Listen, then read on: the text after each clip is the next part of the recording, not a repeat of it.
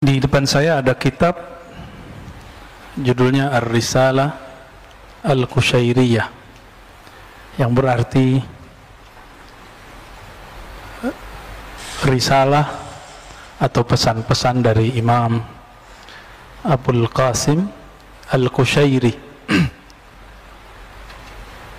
Abul Qasim Abdul Karim bin Hauzan Al-Qushairi, salah satu imam ahli hadis di zamannya, yang semenjak zaman itu sudah terjadi polemik antara kelompok Syafi'iyah, Sufiyah dengan kelompok Hanabilah, ya. Dan kalau terjadi sekarang perseteruan ini dan itu sebenarnya lanjutan dan warisan dari zaman sana, ya. Semoga Allah meridai kita semua, amin rabbal alamin, ya. Mungkin sebagai pembuka ini mohon maaf kepada pengurus masjid, bulan lalu saya ngisi kajian di sini dan ada yang memotong video, saya nggak tahu siapa yang motong, dan itu kemudian jadi fitnah, ya, menjadi penyebab kawan-kawan termasuk yang senang dengan kajian saya ataupun tidak senang bertengkar. Saya minta ampun kepada Allah jika saya menjadi penyebab antum bertengkar, dan saya berharap itu dihentikan. Siap ya bagi yang bertengkar di dunia sosial media. Jika memang kalam saya salah, saya minta ampun kepada Allah dan saya minta maaf kepada siapapun yang tersinggung. Karena kalau antum perhatikan dari depan, itu tidak ada maksud merendahkan siapapun. Apalagi saya pernah salafi. Saya tidak ada maksud untuk menyinggung salafi. Karena bagi saya kawan-kawan salafi itu mereka proses. Sebagaimana saya juga proses sebelumnya. Maka saya berharap teman-teman tolong dihentikan, ya. Dari hati saya paling dalam saya berharap cukup, ya. Kita diketawain orang Allahnya sama, tapi kita mengklaim diri kita ini mewakili Allah, ini kan tidak benar. Kami bersanad kepada Rasulullah, akidah kami bersanad, akidah Asy'ariyah kami bersanad. Imam Asy'ari itu bersanad kepada Rasulullah. Imam Asy'ari mengambil ilmunya daripada imam banyak jalur. Jalur pertama dari jalur Imam Ruwaim dan Junaid. Mereka mengambil dari Imam Sarid Saqti, dari Ma'ruf Al-Kharhi, dari Daud At-Tai, Hubail Ajmi, Hasan Al-Basri, Ali bin Abi Thalib, Sayyidina Nabi sallallahu alaihi wasallam. Ini jalur spiritual. Imam Asy'ari juga punya jalur Ahlus Sunnah secara fikrah dan ilmu hadis, yaitu dari Imam Zakaria As-Saji. Beliau ngambil dari Imam Muzani, Imam Al-Qarabisi, begitu juga Imam Ahmad. Maka beliau mewarisi ilmu ilal. Ini ilmu yang sukar, hanya beberapa ahli hadis yang sanggup memahami bab ini. Zakaria As-Saji beliau ngambil dari tadi beberapa orang tadi, dan mereka ngambil dari Imam Syafi'i. Imam Syafi'i ngambil dari Malik dari Ibnu Umar, dari Nafi', dari Ibnu Umar, dari Nabi. Tapi saya tidak pernah mengatakan akidah Asy'ari itu betul-betul mewakili akidah Rasulullah. Maka siapa yang mengkritik Asy'ari itu kritik ilmiah, bukan mengkritik Rasulullah sallallahu alaihi wasallam. Jika ada yang mengkritisi penampilan saya ini, bukan berarti mengkritisi Rasul sallallahu alaihi wasallam. Jika suatu saat saya berserban, nanti serban saya diejek orang, bukan berarti dia ngejek Rasulullah, dia ngejek saya. Jika saya berjenggot, lalu jenggot saya diejek orang, jenggot kambing lu gitu ya, bukan berarti orang itu ngejek Rasul. Sepakat? Tapi hari ini kawan-kawan kita karena mungkin terlalu semangat, ya kita maafkan juga, ya. Maka saya berharap baik teman-teman yang senang dengan kajian Ahlus Sunnah yang saya riwayatkan ini, ataupun yang tidak senang, tolong tahan diri, fa'fu, beri maaf, lapangkan, ya. Ngapain kita kemudian merusak diri kita dengan perasaan yang tidak baik. Dan teman-teman, dari hati yang paling dalam, kalau beragama itu bersihkan, jinakkan sifat sibaiyah. Sibaiyah ini yang dikatakan di dalam Al-Quran, mereka itu seperti kal, anjing. Ada lagi ulaika kal an'am, mereka seperti binatang ternak. Ini harus dijinakkan ketika kita beragama, sehingga kita tidak salah guna. nggak salah guna, ya. Nah, saya melihat antum yang senang kajian saya pun kok ada yang emosi gitu, ya. Padahal kita berpesan, tolong jangan emosi. Kalau saya jadi asbab maka saya minta ampun kepada Allah, masa antum nggak minta ampun juga kepada Allah, ya. Baik, sepakat ya. Ya, kalau ini bergulir terus, oke, nggak masalah. Kita juga nggak takut mati kok. Ya. Siapa yang takut mati? Cuma kan lucu, sesama muslim saling membunuh. Ya. Di dalam darah saya tidak ada urat rasa takut sama sekali untuk kematian, karena bagi saya itu pintu ketemu Allah, pintu ketemu Rasulullah Sallallahu Alaihi Wasallam. Jadi jangan coba-coba ancam saya dengan kata bunuh. Kita nggak takut, ya. Para orang-orang yang kenal Allah nggak takut mati, Pak. Kecuali antum nggak kenal Allah Subhanahu wa Ta'ala, ya. Tapi matinya yang terhormat kayaknya. Masa mati urusan beda faham, lucu, ya. Beragama jangan lucu, beragama itu yang benar. Cukup dunia yang lucu. Ad-dunya itu la'ibun wa lahwun, senda gurau, ya lucu-lucuan kalau dunia. Baik. Maka saya tidak mau mengkultuskan apa yang saya ajarkan. Maka siapapun antum yang kritik saya, bukan kritik Allah dan Rasul, itu kritik pemahaman kita dalam memahami riwayat-riwayat ulama ahlus sunnah, ya. Antum ada yang marah nggak disebut tasbihnya seperti Yahudi? Ada yang marah nggak? Ada yang marah nggak? Mereka bilang kok tasbih ente kayak Buddha dan Yahudi, itu dikatakan dalam buku-buku zikir mereka. Kita biasa aja tuh, ya. Tapi kenapa tersinggung? Ya mungkin karena potongan itu. Maka yang memotong minta ampun juga lah kepada Allah, ya. Dalam hal ini saya berharap, ya, kita beragama ad-din itu, ya, samhah al-hanifiyah. Beragama itu luas, beragama itu santai, beragama itu tidak ngotot-ngototan. Jangan dikit-dikit ngancem mau apa. Kalau antum merasa benar, ayo kita diskusi. Pintu kita terbuka untuk diskusi. Jangan coba-coba mancing hal-hal jihadis, ya. Kita nggak takut mati kok. Tapi untuk apa? Ya, lucu nanti kalau muslim membunuh sesama muslim. Kita tidak mau mengulang kembali kisah Khawarij berbunuh-bunuhan dengan atba' Sayyidina Ali.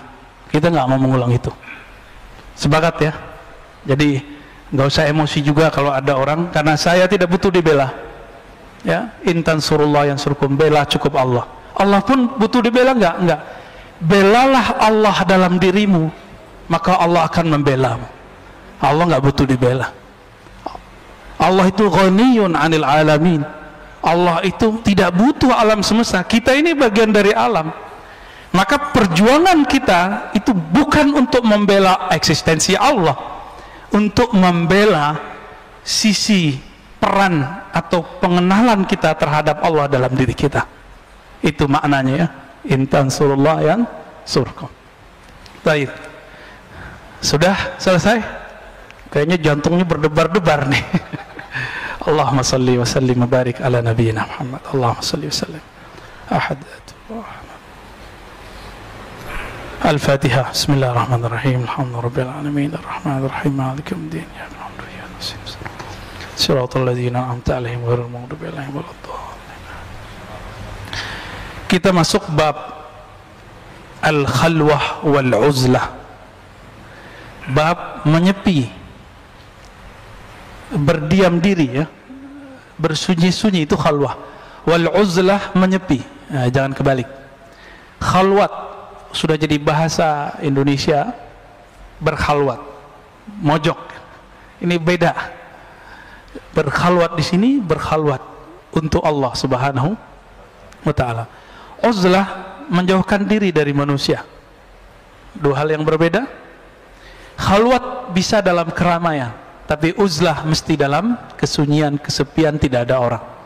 Ini beda khalwat dan uzlah, ya. Di sini ada hadis yang sangat panjang.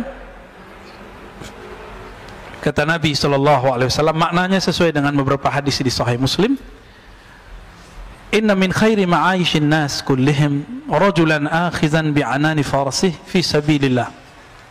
Orang yang terbaik itu adalah orang-orang yang mempunyai kendaraan lalu dia bawa fisabilillah.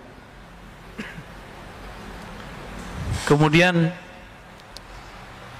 dikatakan di tengahnya, in sami'a faz'atan aw hay'atan kana ala matni farsi yabtaghi al-mauta aw al-qatla fi mazanni aw rajulan fi ghanimati lahu fi ra'si sha'fatin min hadhihi ash-shu'af aw fi batni wadi min hadhihi al-awdiyah yuqimu as-salata wa yu'ti az-zakata ya'budu rabbahu hatta ya'tiyahu al-yaqin laysa min nas illa fi khair. Ini terjemahan bebas saja ya, karena kalau terjemah harfiah takut nggak bisa dipahami. Sebaik-baik orang itu yang punya kendaraan, lalu dia jadikan kendaraan itu untuk menghindari dari fitnah, kekacauan. Ngapain dia? Dia pergi ke gunung-gunung, ke tempat-tempat yang sunyi, sepi. Yuqimus shalah wa yu'tiz zakah. Dia mendirikan salat, dia menunaikan zakat, menunaikan hak-hak ubudiyah kepada Allah, ya'bud rabbahu, dia menyembah Allah Ta'ala hatta ya'tiyahul yakin, sampai datang keyakinan. Yakin di situ artinya kematian. Laisa minan nas illa fi khair, ya. Tidak ada pada manusia kecuali cerita kebaikan tentang dirinya. Qala al-ustaz, berkata imam pengarang kitab ini, al-khalwah sifatu ahli safwah. Khalwat itu bersunyi-sunyi meskipun dalam keadaan ramai, itu sifat dari orang yang kalbunya bening, ahlus safwah. Maka bisa kita bersunyi dalam diri meskipun dalam keramaian, membuang selain Allah, tapi kita lagi sedang bersama selain Allah.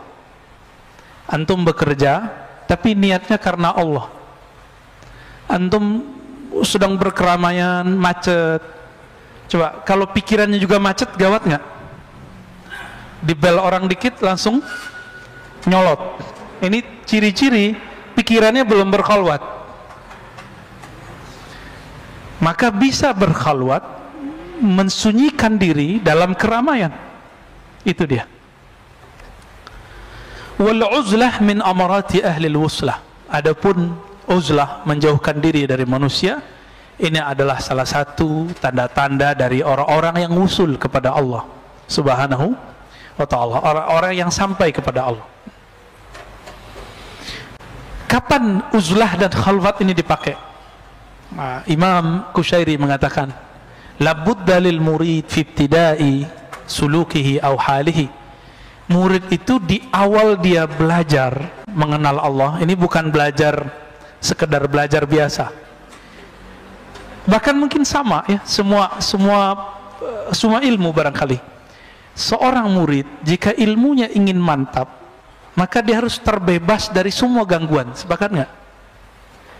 Maka orang yang terlalu semangat, dia kuliah misalnya 2 sekaligus, biasanya mateng nggak? Nanggung di sini, nanggung di sana, walaupun dapat double degree, biasanya begitu. Kecuali orang-orang yang dirahmati Allah, ya.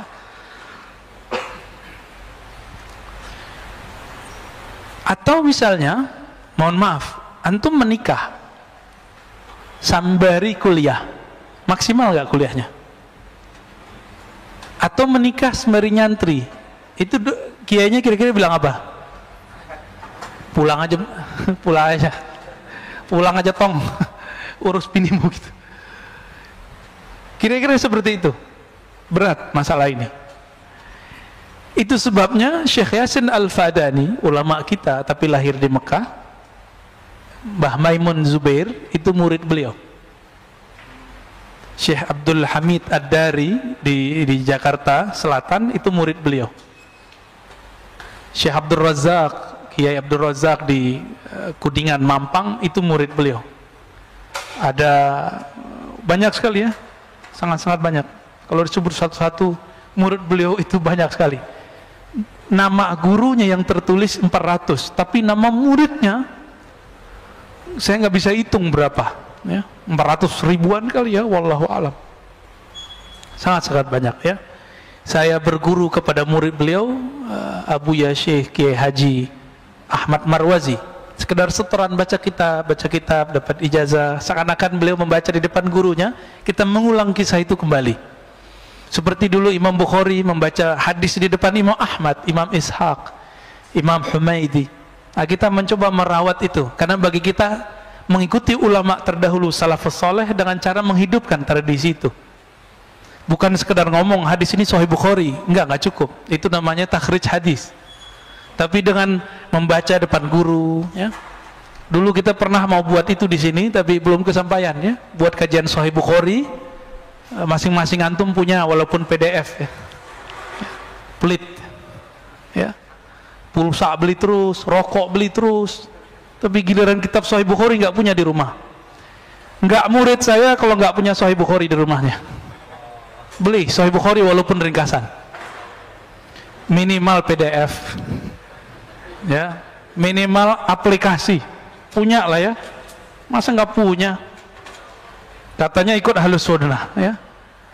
Biar setiap hari kita terprogram membaca hadis Nabi sallallahu alaihi wasallam. Malu ke Imam Bukhari. Imam Bukhari itu ngejar satu hadis bisa 5 bulan, 1400-an kilometer. Nanti antum nggak perlu nyari, kita anterin hadisnya. Kita anterin ke masjid-masjid. Karena sekarang marhalahnya marhalah dakwah, sedangkan marhalah beliau itu marhalatur riwayah. Belum meriwayat. Maka harus dicari marahnya original, yang valid, yang sahih. Sekarang kita tinggal menikmati supaya pemahaman kita valid, aman, tidak dimasuki oleh hawa nafsu. Maka kita riwayatkan pemahaman itu dari guru kita. Itu disebut dengan sanad ijazah. Maka zaman ini bukan sunnat bersanad, wajib. Karena banyak orang mengklaim hari ini ahlu sunnah, tapi sanadnya tidak jelas. Belum lama ini dari luar negeri ada sahabat kita ngirim, Ustadz, ini ada teman saya, dia membid'ahkan akidah Asy'ariyah, membid'ahkan bermazhab, membid'ahkan tasawuf, lalu kemudian menyebutkan sanadnya. Dikirimlah sanadnya. Ternyata sanadnya kepada ulama, ada di Timur Tengah sana, Al-Utsaimin. Al-Utsaimin ngambil dari gurunya ngambil dari Umar Hamdan. Umar Hamdan siapa? Umar Hamdan seorang mursyid tarekat Sufiyah. Dia berakidah Asy'ariyah, bermazhab Maliki. Sampai ke atas semuanya orang ahlu sunnah wal jamaah. Jadi semua aliran apapun hari ini sanadnya pasti nyambung kepada imam-imam yang 3 kategori itu yang kita sudah sering ulang-ulang. Siapa ahlu sunnah? Berakidah Asy'ariyah, ahlu sunnah wal jamaah atau Maturidiyah, bermazhab yang 4, bertasawuf yang bersanad sahih. Kita ulang-ulang biar jadi hafal, ya.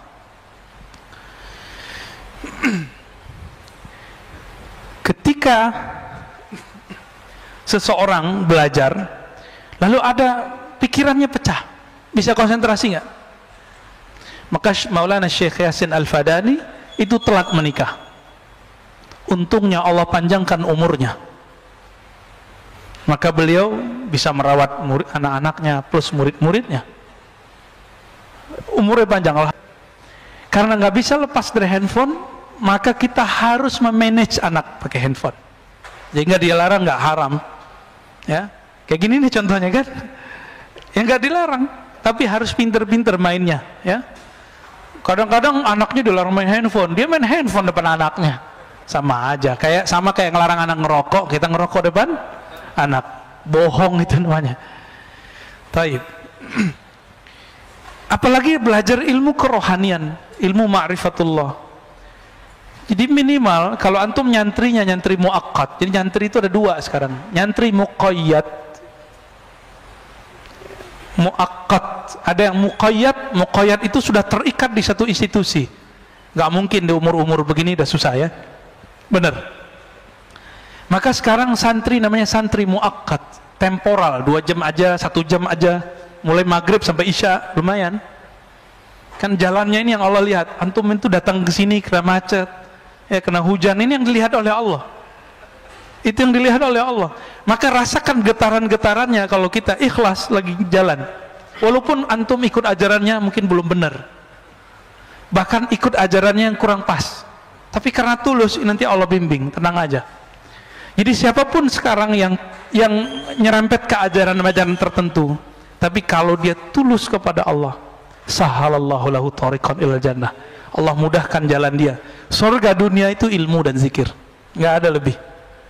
Sorga dunia cuma ilmu dan zikir. Ilmu ini bikin orang lupa sama istrinya, sama suaminya, sama anaknya, sama makannya. Coba aja nanti ngaji.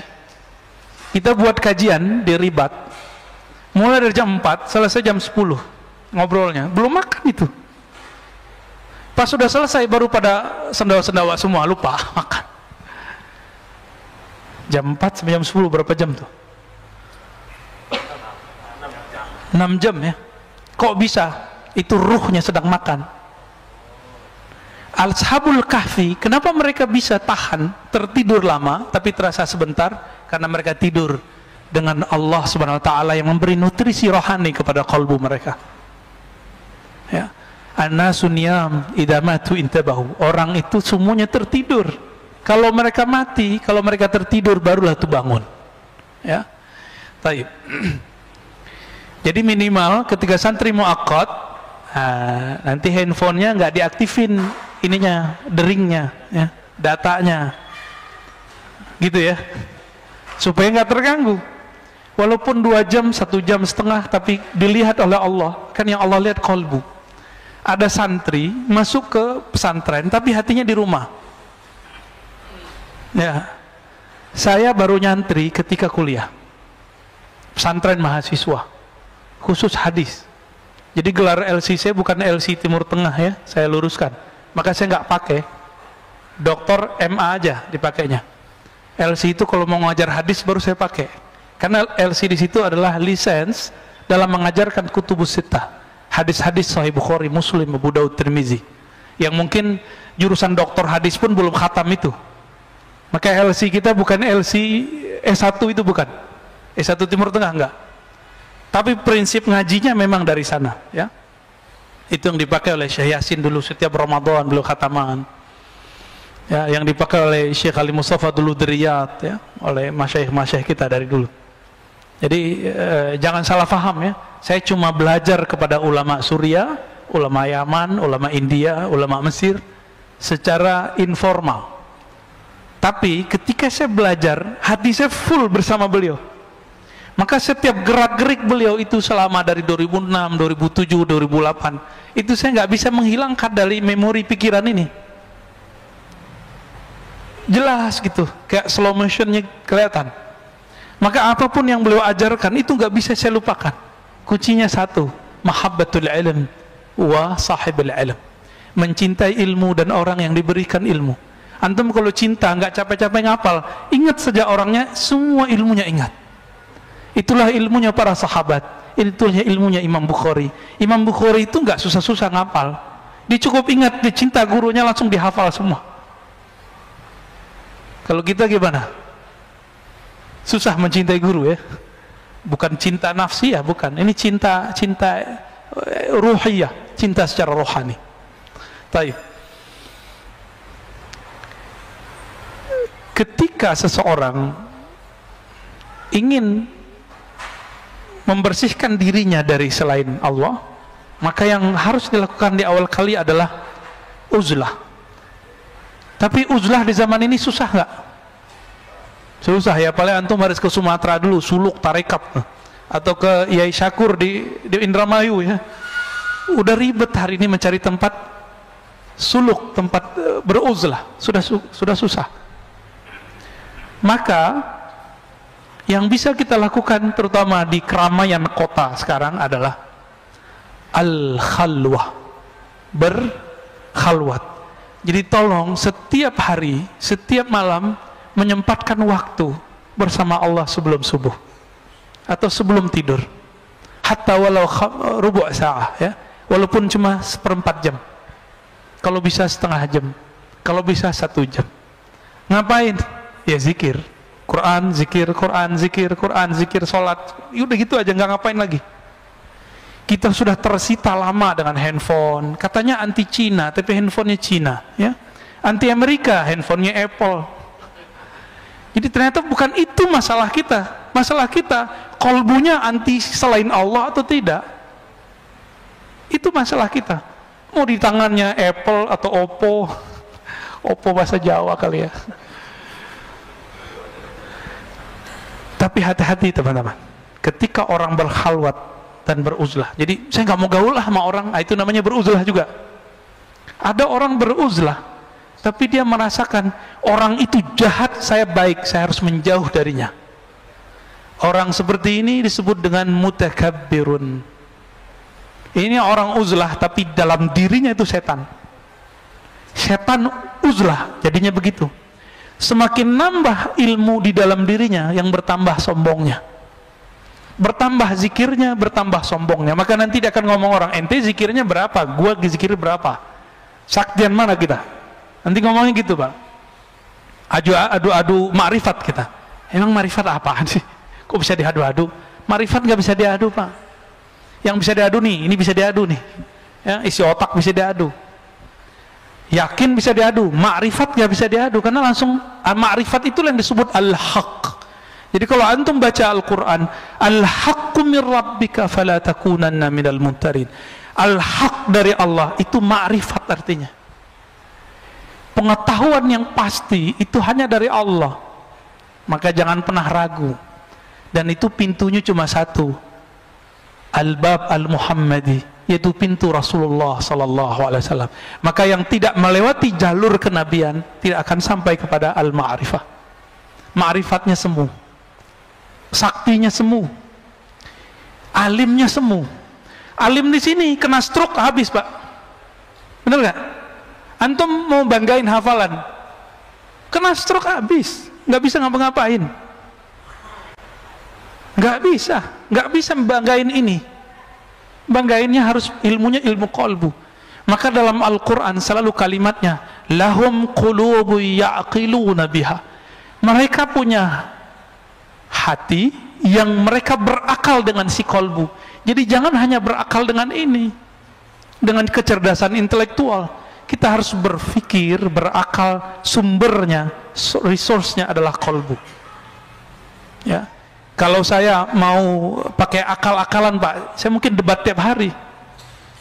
Ya, tapi apa untungnya debat? Kalau kita menang, emang orang ikut kita? Kan enggak. Enggak bakal, ya. Orang kalau kalah debat, egonya yang main. Ah, gengsi ah, gitu. Itu yang terjadi. Nauzubillah min dzalik. Jadi kita pun kalau menghindari satu komunitas, bukan karena komunitas itu kita anggap akan menyakiti atau akan merusak diri. Tapi kita mengatakan, jika aku masuk suatu komunitas ini, mungkin akulah penyebab mereka rusak. Ini baru orang mutawadhi', baru uzlahnya benar.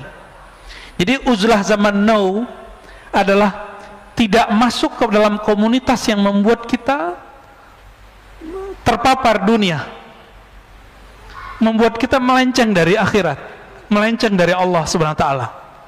Nah, ketika kita menjauhi komunitas begitu, bukan kita menuduh mereka, tapi kita menuduh diri sendiri. Kalau aku ada di sana, mungkin akulah penyebab mereka cinta dunia. Ini bedanya, ya. Maka hati-hati, ini banyak setan itu bisa masuk, Pak, ke dalam diri para pengamal tarekat, bisa masuk kepada dokter, profesor, bisa masuk ke ustadz, bisa masuk ke siapa aja. Kalau nggak begitu, mana mungkin Sayyidina Adam bisa tertipu? Nabi Adam, Nabi kita, kakek kita semua. Maka ini keturunan Nabi semua kan? Cuma Nabi Adam, bukan Nabi Muhammad. Karena kita semua ini keturunan Nabi Adam, kesalahan itu akan berulang. Syaitan itu selalu berbicara pelan. Syaitan itu selalu berbicara tulus. Dia jual ketulusan. Dan dia jual keilmuan. Maka syaitan akan menjual keyakinan.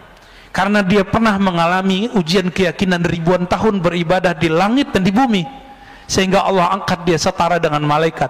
Fasjudu li Adama, ujiannya diuji, sujud ke Adam, dia nggak mau. Kenapa? Di kalbunya ada kesombongan yang menyala-nyala. Ini dalam diri kita ada kesombongan nggak menyala-nyala? Kalau ada, orang sedikit senggol kita, kita marah. Ya, kita mau bunuh orang itu, Pak, jadinya. Tapi kalau kita merasa bukan siapa-siapa, jika ada orang mau nyerang kita, ya kita maafin. Mungkin dia salah faham. Ya, Rasulullah SAW melakukan itu berkali-kali. Ya, dicaci maki segala macam, bahkan dibentak. Ya.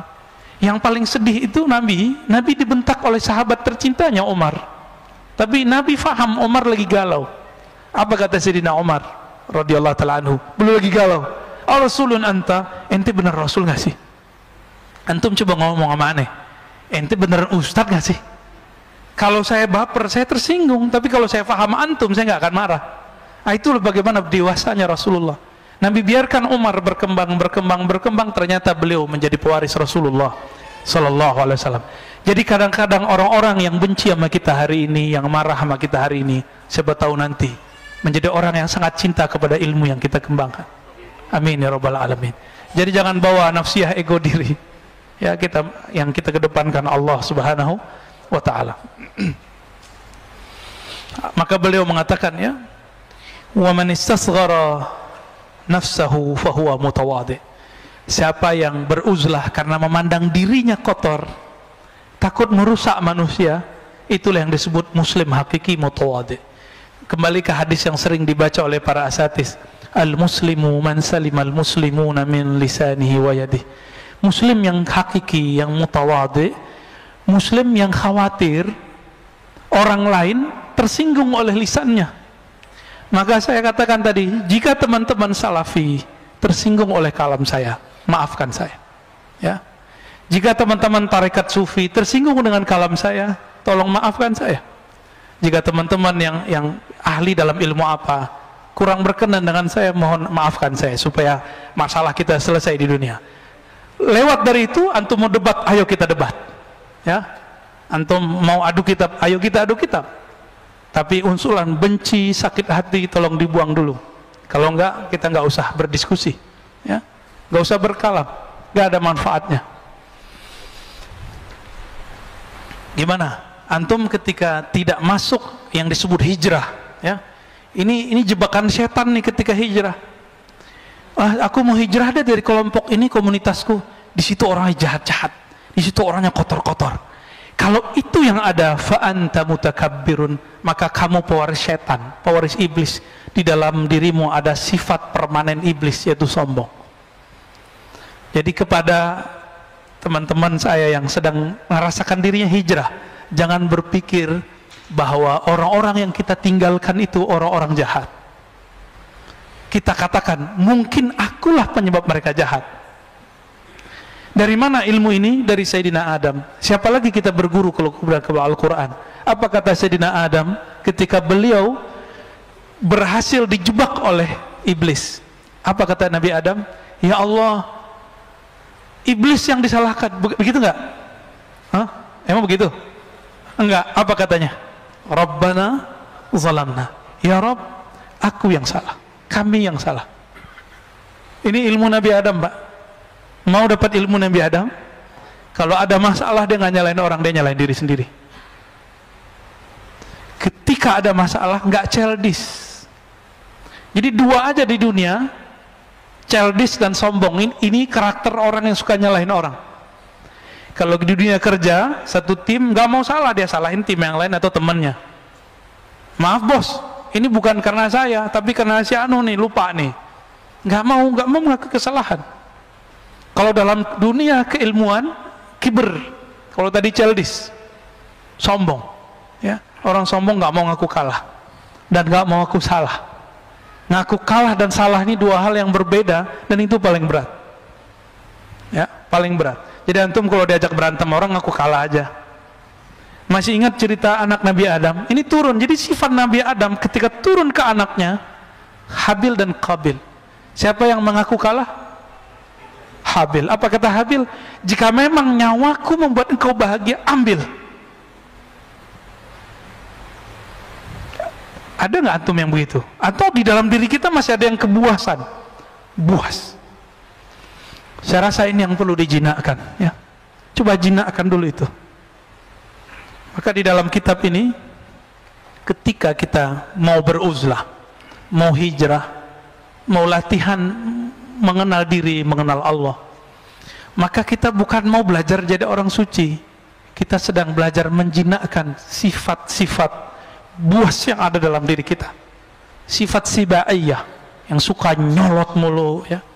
Bener ya? Ini asu aja tapi kok nyolot. Ini nggak asu aja ini. Coba, aneh nggak senam antum itu kalau membalasin orang-orang itu kemudian berkata kasar. Kul khairan aw liyasmut, katakan khairan. Khairan itu beda dengan hasanan. Khairan itu pilihan kata yang baik. Kalau hasan itu mungkin baik aja, indah aja. Tapi khairan, tidak semua yang indah menurut kita indah menurut orang. Mungkin saya kurang khairan sehingga antum bertengkar, ya, sehingga di sosmed terjadi begitu, ya. Maka atubu ilallah. Jadi malam tadi saya zikir, ya Latif, ya Latif, ya Latif, ya Latif, ya Latif, ya Allah yang Maha Latif.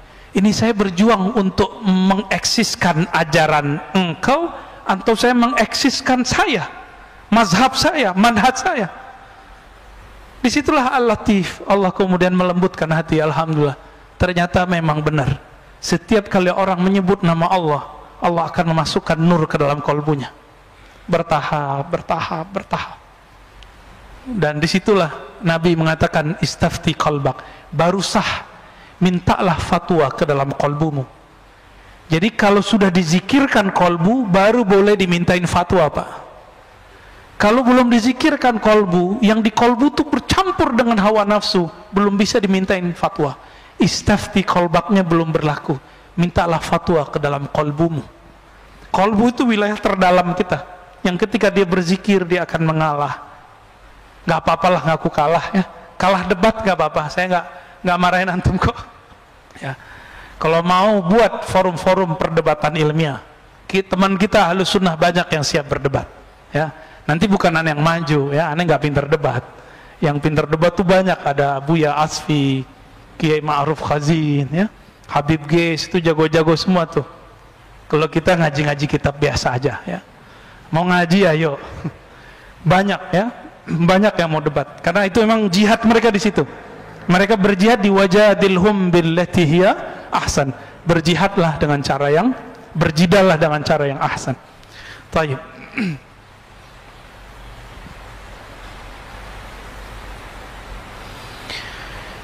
Ada orang berkhalwat, nyepi ke Gunung Salak, tapi karena tauhidnya tidak benar, apa yang terjadi? Keluar-keluar jadi nabi.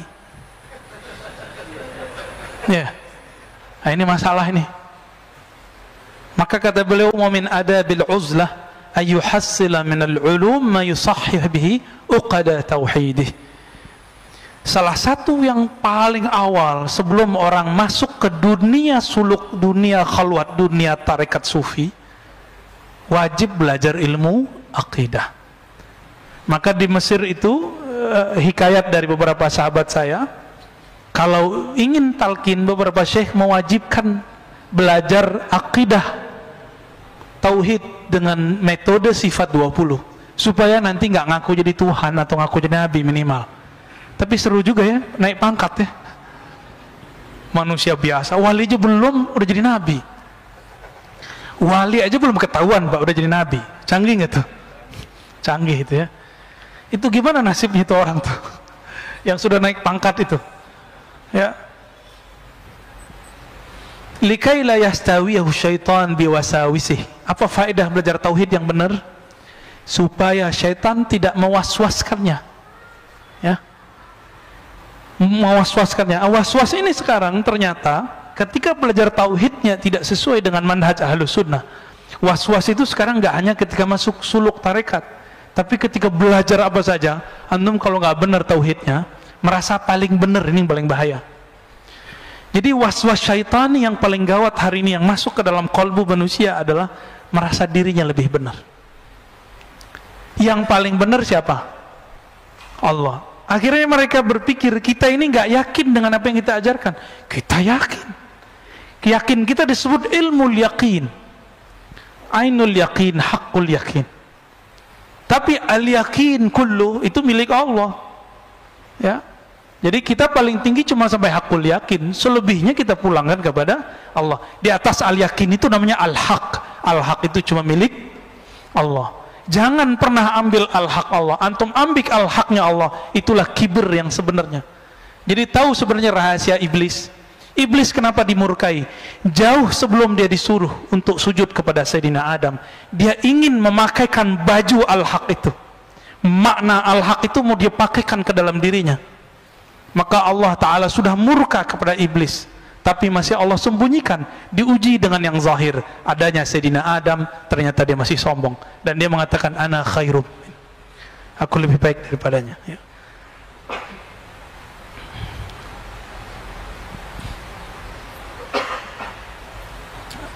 Bapak saudara makan Allah, ini bagian akhir yang mau saya sampaikan. Kalau mau ingin husnul khatimah, mau husnul khatimah nggak? Meninggal husnul khatimah, perbanyak amal dalam keadaan khalwat. Sebelum subuh, sebelum berangkat ke masjid, atau sebelum tidur, atau beramal sunat di rumah, perbanyak amal. Hatta harim kita nggak tahu, hatta anak kita nggak tahu kita lagi zikir apa. Kalau bisa begitu. Kata pasangan kita nggak ngerti berapa jumlah zikir kita. Mungkin dia tahu teknik zikir kita, tapi tidak tahu berapa jumlah zikir kita. Dan jangan pernah keluarkan saya zikir sekian, kecuali antum jadi guru lalu ingin memotivasi murid. Jangan pernah. Suatu kali ada seorang datang kepada Imam Abu Yazid Al-Bustami dan mengatakan, sumtu 20 sana ya Syekh. Wahai tuan guru, aku sudah berpuasa 20 tahun. Apa kata beliau? Aftarta, kamu baru saja berbuka. Karena orang selevel dia 20 tahun berpuasa, seharusnya sudah masuk level puasa batin. Puasa rohani, yaitu tidak memamerkan amalan depan orang. Maka kalau pengajian, ya, nggak usah pasang postingan lagi kajian nih gitu. Kalau dulu unik, lagi dengerin azan di Masjidil Haram, lagi dengerin azan nih, pakai J lagi ajan di Masjidil Haram, Allahu Akbar. Nggak usah, ya. Bangun tidur malam hari, bangunin teman, bangun, dalam hati nggak selamat, biar teman tahu aku udah bangun duluan. Hati-hati. Mainannya setan halus tapi nyata, itu beda. Halus dengan nyata dengan tampak ini pasti dia fisik, tapi kalau nyata kadang-kadang dia halus tapi terasanya jelas. Rasakan saja dialog hati kita bertengkar ketika kita mau pamer, benar ya? Itu yang pertama. Yang kedua, teman-teman, tunjukkan kepada Allah bahwa kita hambanya, baik dalam sunyi ataupun keramaian. Itu sama. Ini ciri-ciri orang yang lulus khalwat, walaupun tidak khalwat 40 hari, tapi antum lakukan ini setiap hari, mencoba kualitas zikir dan amalnya sama ketika sendiri dan sama ketika bersama orang.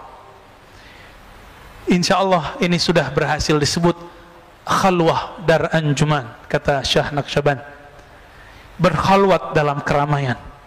Al khalwah fil jalwah, begitu kata Maulana Imam Khalid, ya, Ad-Dimashqi Al-Baghdadi, berkhalwat tapi dalam keramaian. Inilah ajaran Imam Ghazali yang dia wariskan dari Abu Ali Al-Farmadi, bersambung kepada Rasulullah Sallallahu Alaihi Wasallam. Maka sebaik-baik orang bukan yang menjauh dari manusia, tapi sebaik-baik orang yang dia bergaul dengan manusia tapi kalbunya tetap bersama Rabbun Nas, Allah Subhanahu wa Ta'ala. Panitia apa? Ini sampai ada azan masih lanjut ya? Oh ya, saya ingat saya begitu ya.